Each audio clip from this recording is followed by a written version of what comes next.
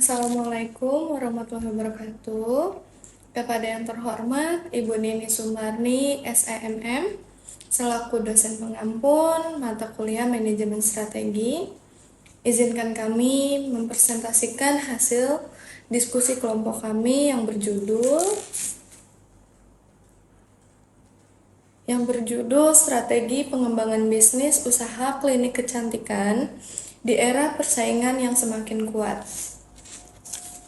Sebelumnya, saya izin memperkenalkan anggota kelompok kami. Yang pertama, ada Muhammad Fadilah Nurrahman, Lia Nur Andini, Delia Karya Saputra, saya sendiri sebagai moderator. Yang keempat, ada Rizka Aulia Syafitri. Saya akan menjelaskan manajemen strategi terlebih dahulu. Manajemen strategi, yaitu manajemen strategi dapat diartikan sebagai proses perencanaan, mengimplementasikan, dan mengevaluasi dari sebuah organisasi atau perusahaan untuk mencapai tujuannya, di mana melibatkan faktor internal dan eksternal di dalamnya, di mana memiliki tujuan yang memberikan arah, bisa menjaga dan membantu efisiensi dan aktivitas sebuah perusahaan untuk mencapai tujuannya. Kita mulai. Yang pertama untuk presentasinya yaitu pembahasan. Yang pertama ada profil perusahaan, yang kedua EVAS dan IVAS, yang ketiga ada matrix SWOT. Selanjutnya tentang perusahaan. Perusahaan klinik kecantikan GWS Glowing Skin Beauty Woman, sebuah perusahaan yang bergerak di bidang kecantikan untuk kulit, tubuh, dan wajah yang dikhususkan untuk para perempuan. GWS Glowing Skin Beauty Woman berdiri dan sudah berjalan hampir 7 tahun lamanya. Memiliki beberapa cabang di berbagai wilayah dan sudah memiliki cukup banyak reseller. Selanjutnya, visi dan misi. Visi menjadi klinik kecantikan untuk wajah dan tubuh bagi para wanita, memiliki cabang di kota-kota besar di Indonesia, menjadi perusahaan kecantikan yang berkemuka di Indonesia dengan menggunakan produk yang dapat dibuat oleh perusahaan menggunakan teknologi yang canggih, lengkap, dan menjadikan kualitas yang utama dan memberikan pelayanan yang paling prima. Misinya yaitu membangun klinik kecantikan untuk wajah dan tubuh bagi para wanita-wanita di Indonesia. Menjadikan klinik kecantikan ini sebagai klinik yang paling terpercaya dan dipercaya dalam mengatasi permasalahan kecantikan wajah dan tubuh yang dialami oleh wanita-wanita di Indonesia. Yang ketiga, meningkatkan kompetensi melalui perbaikan skill, knowledge, attitude, dan melakukan pelatihan yang rutin terlebih dahulu, dan meningkatkan kerjasama tim yang kuat dari internal perusahaan. Yang keempat, selalu melakukan inovasi baru secara berkala, termasuk dalam produk yang dikeluarkan oleh perusahaan. Selanjutnya akan dilanjutkan oleh rekan saya. Baik, selanjutnya itu tujuan jangka pendek untuk mencapai kesuksesan dan pertumbuhan dalam jangka pendek. Contohnya seperti meningkatkan penjualan produk dan jasa teknologi. Tujuannya untuk meningkatkan penjualan produk dan jasa teknologi bisa beragam, tergantung pada strategi bisnis dan target pasar yang ingin dicapainya. Contohnya seperti menyesuaikan strategi harga dan promosi untuk menarik lebih banyak pelanggan. Lalu berikutnya yaitu meningkatkan kualitas produk, yang dimana itu menurut saya sangat penting bagi banyak perusahaan, terutama dalam industri teknologi yang berkembang dengan pesat ini. Lalu selanjutnya itu meningkatkan efisiensi operasional, yang dimana meningkatkan efisiensi operasional itu salah satu cara utama untuk meningkatkan probabilitas dan daya saing suatu perusahaan tersebut. Dalam menetapkan dan berfokus pada tujuan jangka pendek ini, perusahaan dapat mencapai peningkatan signifikan dalam penjualan, kualitas produk, dan efisiensi operasional yang semuanya akan berkontribusi pada kesuksesan jangka panjang ini. Baik, selanjutnya itu jangka menengah yang dimana meningkatkan market share untuk bertujuan yang baik. Untuk jangka menengah, mungkin jika kalian ingin memperevaluasi strategi pemasaran, inovasi produk, atau ekspansi pasar untuk mencapainya. Selanjutnya itu meningkatkan inovasi produk yang dapat membantu memperluas pangsa pasar Anda dengan menarik pelanggan baru dan mempertahankan yang sudah ada. Mulailah dengan meneliti kebutuhan dan keinginan pelanggan serta mengeksplorasi tren industri untuk menghasilkan ide-ide inovatif yang relevan. Selanjutnya itu meningkatkan kualitas pelayanan, yang dimana langkah yang sangat penting itu untuk memenangkan kepercayaan pelanggan dan meningkatkan loyalitas mereka. Ini bisa melibatkan meningkatkan pelatihan staf, menggunakan teknologi untuk meningkatkan efisiensi, dan mendengarkan umpan balik pelanggan untuk terus memperbaiki proses pelayanan. Untuk jangka panjang, meningkatkan diversifikasi produk atau sangat penting bagi kelangsungan dan pertumbuhan perusahaan. Contohnya itu seperti mengurangi resiko bisnis, itu memiliki portofolio produk yang beragam. Perusahaan dapat mengurangi ketergantungan pada satu produk atau pasar tertentu sehingga mengurangi resiko kerugian jika salah satu produk atau pasar mengalami penurunan. Selanjutnya itu yang kedua, meningkatkan kualitas sumber daya manusia, yang dimana kunci untuk mencapai keunggulan kompetitif dan kesuksesan jangka panjang dalam sebuah organisasi. Baik, selanjutnya itu untuk sasaran, yang dimana kepada wanita-wanita di Indonesia dengan kisaran usia mulai 18 tahun hingga 55 tahun. Nah, kita dapat menawarkan berbagai layanan yang sesuai dengan kebutuhan pelanggan dan preferensi beragam dari pelanggan potensial dengan rentan usia tersebut, mulai dari perawatan kulit, perawatan wajah, perawatan tubuh, hingga prosedur kosmetik yang lebih invasif. Selain itu, penting juga untuk mempertahankan penggunaan media sosial dan pemasaran online untuk menjangkau target pasar dengan lebih efektif lagi. Lalu kepada wanita-wanita di Indonesia yang tubuhnya seperti kusam, berjerawat, dan berflek hitam atau memiliki kulit wajah dan tubuh yang tidak sehat.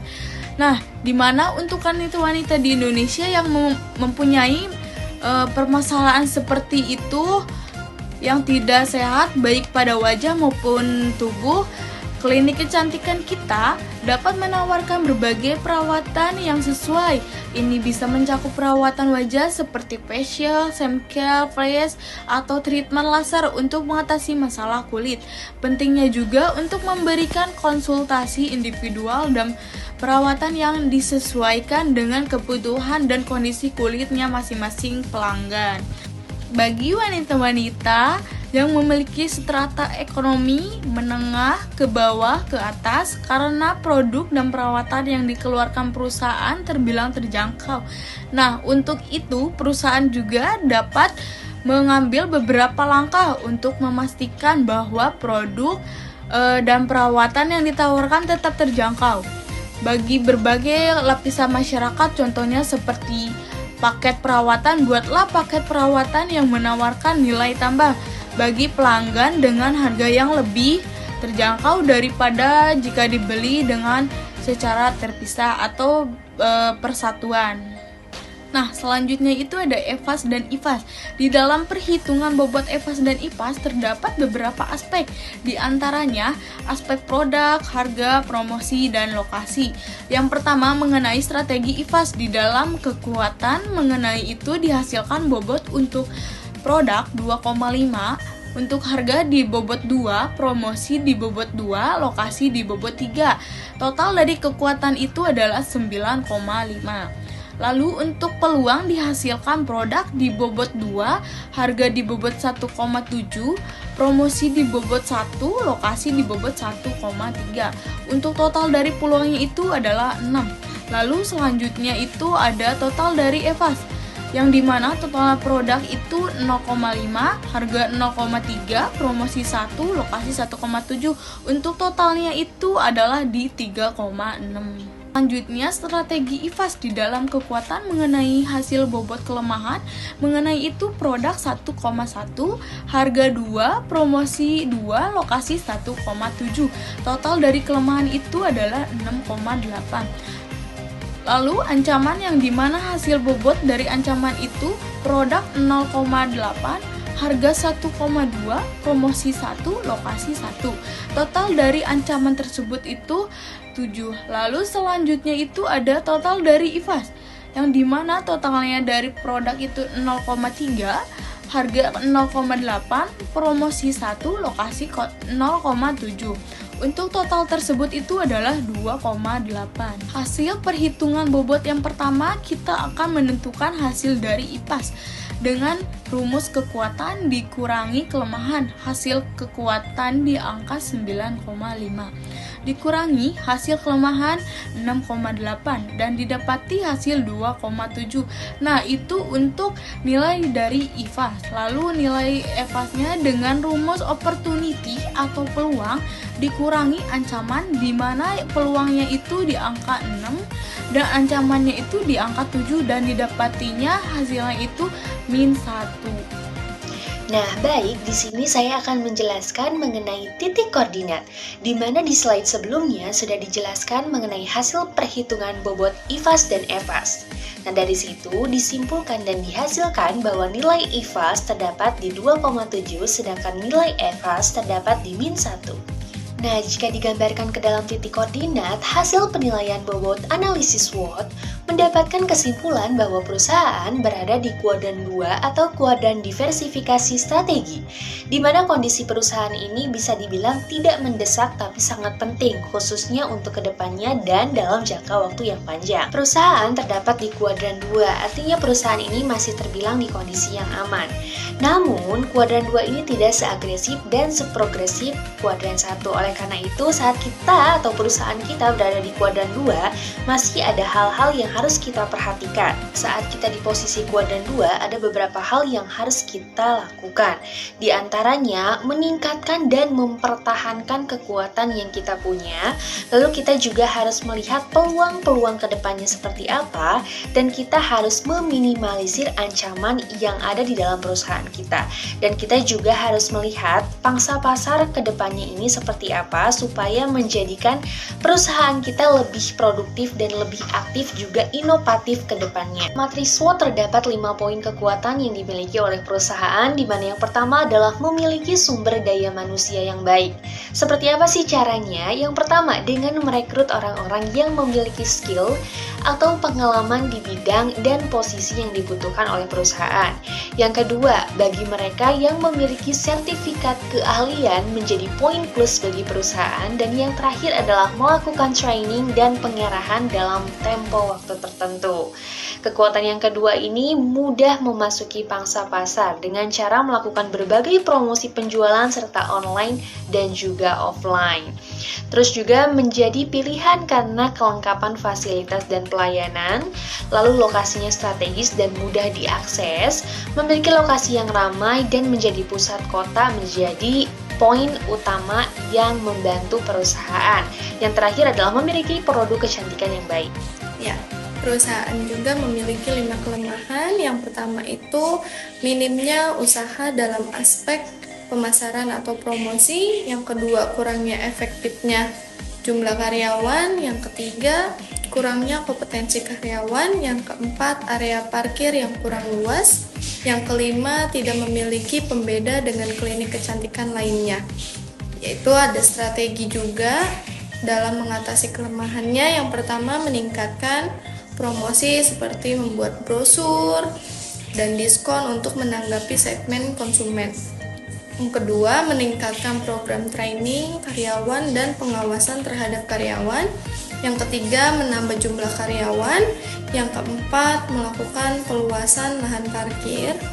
Yang kelima, membuat ciri khas dalam perusahaan itu sendiri. Baik, selanjutnya itu ada matrix SWOT, yang dimana di dalam itu ada poin-poin yang penting. Untuk poin yang peluang itu, yang pertama, semakin tingginya kesadaran akan menampilkan dan kesehatan wajah dan tubuh kita. Gimana sih contohnya? Contohnya itu berinovasi layanan yang unggul. Yang kedua, bisa menargetkan berbagai segmen pasar, yang dimana contohnya seperti SOP perundang-undangan yang sudah ada atau yang sudah dibuatkan. Lalu untuk yang ketiga, inovasi teknologi. Bagaimana sih contohnya? Contohnya seperti home service. Lalu untuk konsultasi profesional itu contohnya atau strateginya itu tim profesional yang tertampil atau memanfaatkan tenaga kerja yang terlatih atau yang bersertifikasi. Lalu untuk yang terakhir itu diversifikasi layanan. Untuk strateginya itu pemasaran digital yang efektif. Untuk bagian ancamannya yaitu banyaknya klinik kecantikan baru yang bermunculan, peraturan baru yang lebih ketat, ketidakstabilan ekonomi, tren kecantikan yang sering berubah, kesalahan dalam prosedur atau keluhan pelanggan yang tidak ditangani dengan baik, dan bagaimana itu cara untuk menganalisa untuk pasar yang lebih bagus lagi. Untuk strategi WT-nya mengembangkan unique selling points atau USP, selalu memperbarui regulasi terbaru, diversifikasi layanan yang lebih menarik, selalu mengikuti perkembangan atau menyediakan layanan pelanggan yang responsif dan profesional. Untuk kesimpulan, berdasarkan hasil dan pembahasan, maka dapat disimpulkan sebagai berikut, yaitu teridentifikasinya faktor kekuatan dari variabel produk, harga, promosi, dan lokasi, di mana keempat masing-masing indikatornya memiliki kekuatan tersendiri. Perusahaan memiliki tujuan jangka pendek, menengah, dan panjang. Untuk mencapai tujuan perusahaan memiliki strategi, langkah, atau cara untuk setiap kekuatan, kelemahan, peluang, dan ancamannya. Pengaturan usaha klinik kecantikan di Indonesia berpedoman dapat pada pengaturan secara umum dan khusus. Hasil analisis strategi EVAS dan IVAS menghasilkan titik koordinat di 2,7 EVAS dan -1 IVAS, di mana hasil itu menandakan perusahaan terdapat pada kuadran 2, yaitu diidentifikasi strategi. Dan di sini saya akan menjelaskan untuk sarannya. Berdasarkan hasil penelitian, maka peneliti memberikan saran untuk klinik kecantikan glowing beauty, skin beauty woman sebagai berikut. Menerapkan harga yang bervariasi mulai dari yang paling murah, yang paling mahal, agar biaya operasional dan modal tetap di posisi aman. Memperbanyak juga reseller untuk terus bisa mengenalkan produk pada masyarakat di daerah-daerah. Lakukan survei untuk mengidentifikasi kebutuhan atau preferensi pelanggan potensial. Tinjau layanannya, harga dan strategi pemasaran kompetitor di area yang sama. Sekian presentasi dari kelompok kami. Kurang lebihnya mohon maaf dan mohon dimaklumi karena kami masih dalam tahap pembelajaran. Terima kasih untuk Ibu Neni sebagai dosen pengampun yang sudah mempelajari kami atau mengajari kami tentang manajemen strategi. Terima kasih. Wassalamualaikum warahmatullahi wabarakatuh.